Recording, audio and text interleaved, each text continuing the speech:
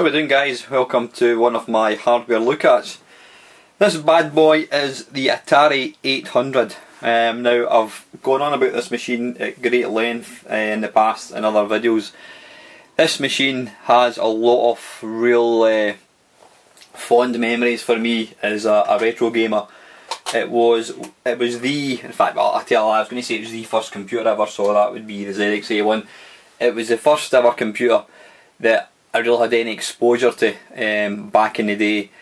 Back in the early 80s, there was no such thing as sort of like high street stores selling computer games. I mean, places like John Menzies, W.H. Smith, they just didn't stock computer games. And pardon me, in my my hometown of Livingston, there was one shop called the Livingston Computer Centre.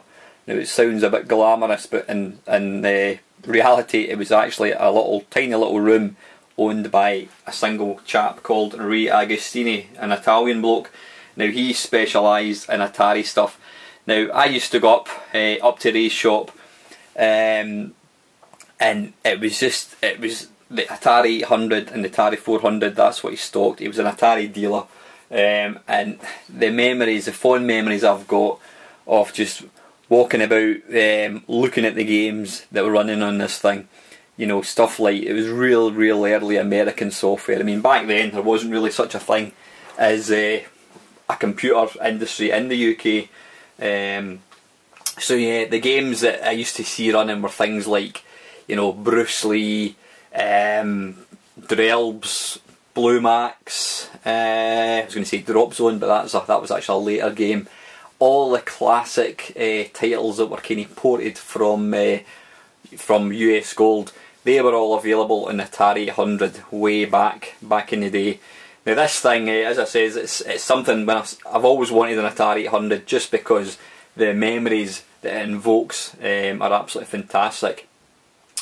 The problem being with this machine, it's as rare as hen's teeth. Apparently the PAL Atari 800, it's not a common machine. Now, that's probably down to one particular reason: the price. When this thing came out, I mean, this came out, now correct me if I'm wrong, probably 1978, 1979. It came out a good 2-3 years before the Spectrum and the other machines started to come out.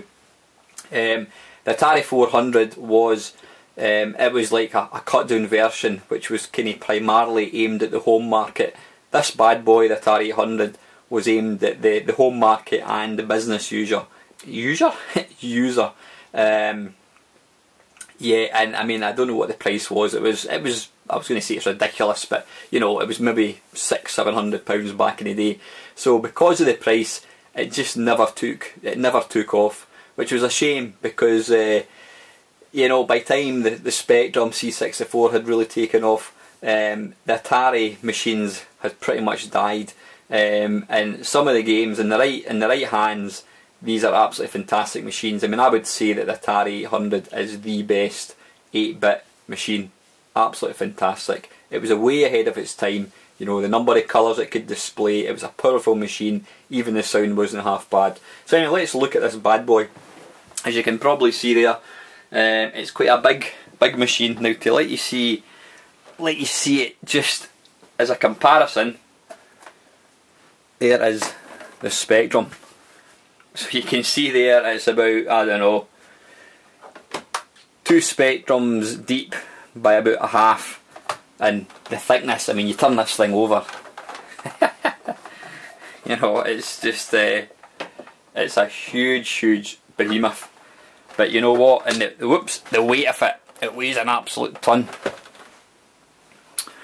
Now, it's got an absolutely, you probably can't tell with the video, it's got a really nice sounding keyboard.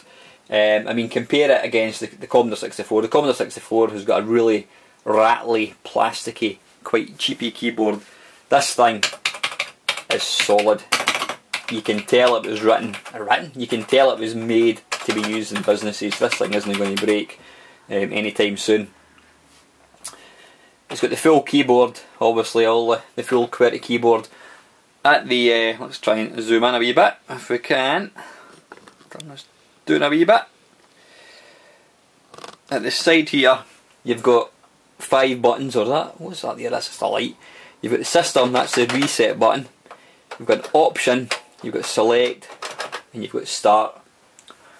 On the front of the machine, and this is quite unique, you've actually got 4 joystick controllers ports, so you could have 4 people playing all at once. Now I was going to say I don't remember any other home computer. The Atari 400 had that as well. I don't remember any other home computer having the option for 4 ports. So that was a really unique thing back at the time. The Atari 400, it had the same. It's got the 4 ports. What's nice about this, if you flip this little, in fact, how do you do this again? You pull that down and it reveals, I don't know if you can see that, there's actually a space for 2 cartridges. You've got left cartridge and you've got right cartridge.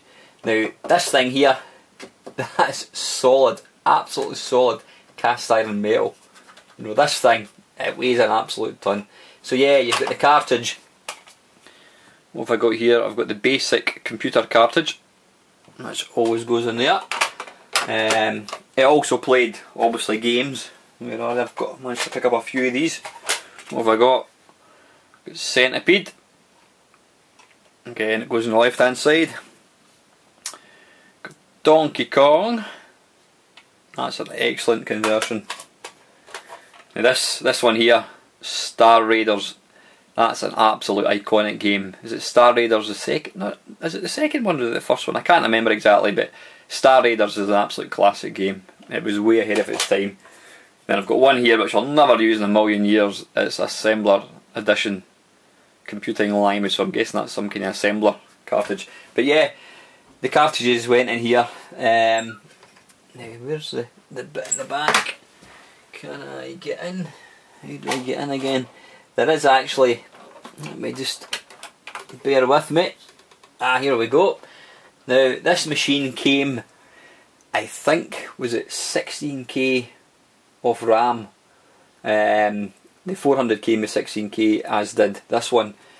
Then they released, I think later on, I think the initial ones had 16k, and then they realised pretty quickly that that wasn't going to be sufficient, so they started putting the 48k standard.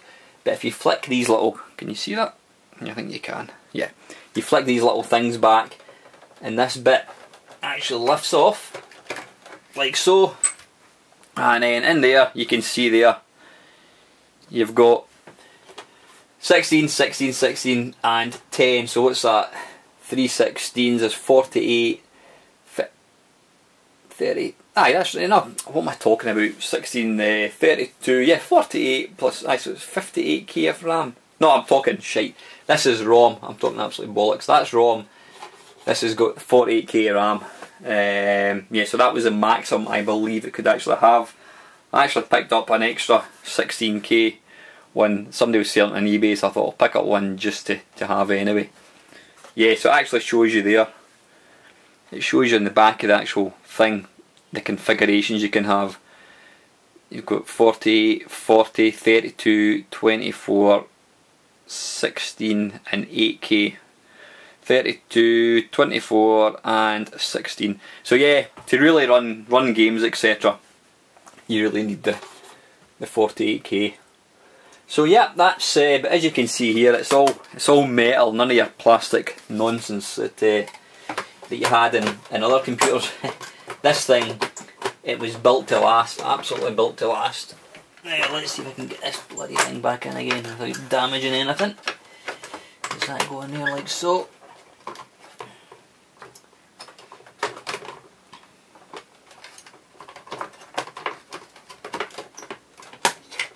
Anyway, I'll just pause it for a second. Okay, you wouldn't believe it took me about 10 minutes to get the back on. There's a knack to it and I didn't know how to do it.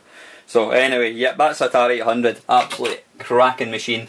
With that, when I bought that, I also got, is that out of shot? Yep, it's out of shot enough, that's fine. To load games, you've got a horrendously slow tape deck. I'm talking 20-30 minutes to load a game, or alternatively you could get yourself one of these. This is the Atari 1050 floppy disk drive. There was an earlier model which I think was actually slower than this. I did get the earlier model, but I actually sold it and got this one because this actually reads double-sided discs as well. Typical floppy drive. Now, part of the reason I think for this system not being successful in the UK was in America, 99% of people had disk drives. Because the tape loading was so bad, you had to have a disk drive. So 99.9% of the software was written to run on disk. Now in the UK, probably because the computer was more expensive, you know, very, very few people, or very few Atari owners actually owned disk drives. They had tapes. So it meant that the games that were written for discs were getting ported to tapes, and it just wasn't usable. So to use an Atari 800 properly, you really needed a disk drive, and unfortunately in the UK very, very few people actually had them. So yeah, this is what you really need. It was Atari 1050 standard kind of floppy drive back in the day, not quite as big as the Muckle, what was it, Commodore 1541 disk drive. That's a huge behemoth. Obviously, to run on that, you need games, and I have got some of them. If I can dig them out.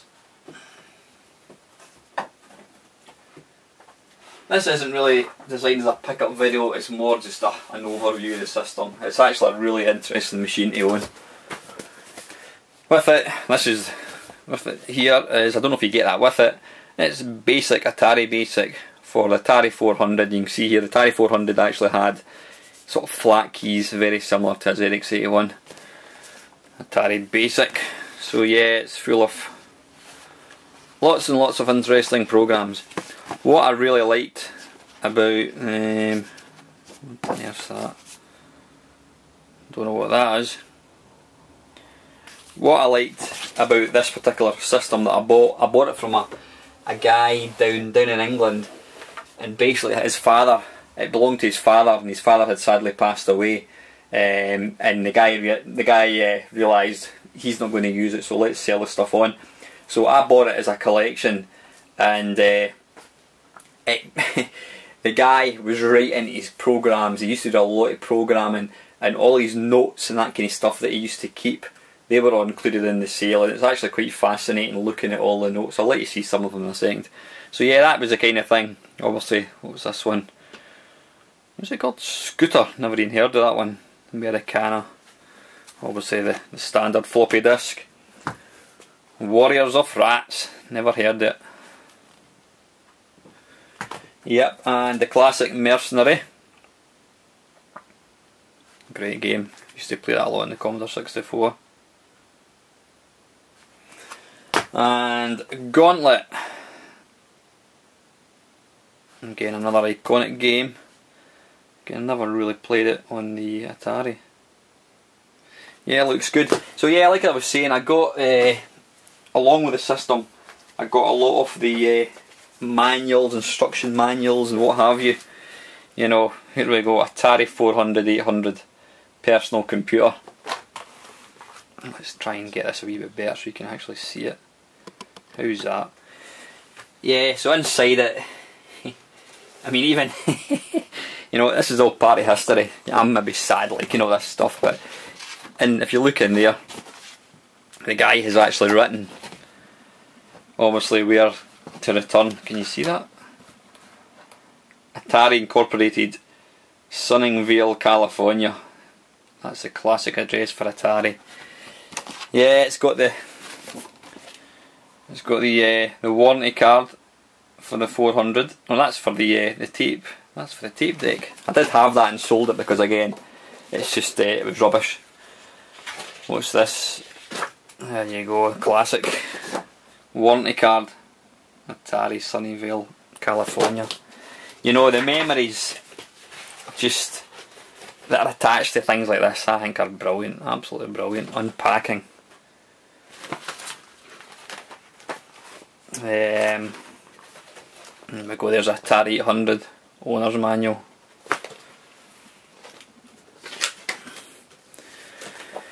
Introduction.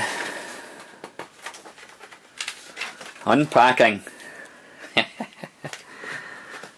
I love all this kind of stuff, I really do. It's, you know, it's part of history.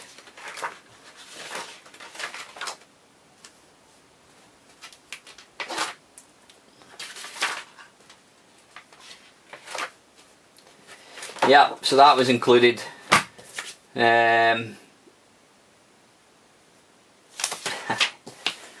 There's a Home Computer Club news, summer 1982.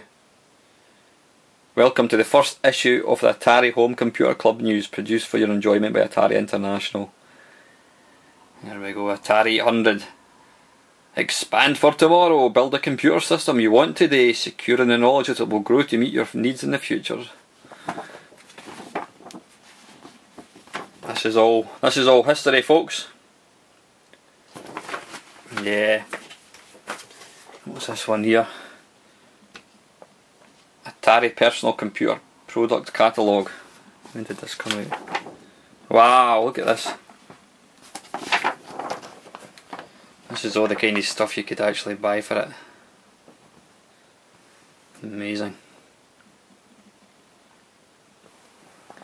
There's Atari 400, you can see there it's slightly smaller than the Atari 800. Obviously it came with well, you could plug in the standard Atari joysticks, printers, etc.